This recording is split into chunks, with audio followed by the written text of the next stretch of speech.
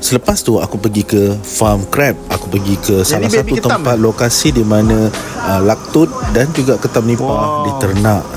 Korang follow je lah video, korang tengok apa yang aku kongsikan.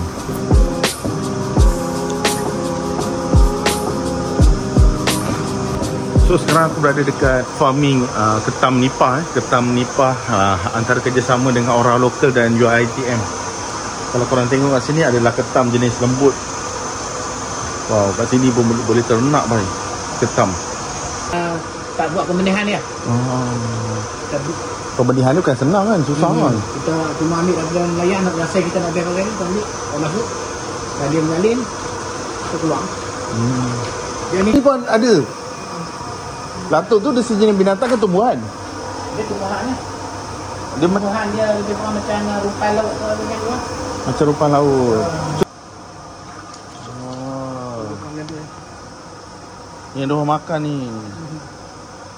Tapi kalau sekali musim ni penuh lah. Penuh. Itu kita banyak kita jual canggih ni. Oh, dah 5 tahun. Ini ketam apa bang? Ni kita harimau. Wah, ni mahal ni.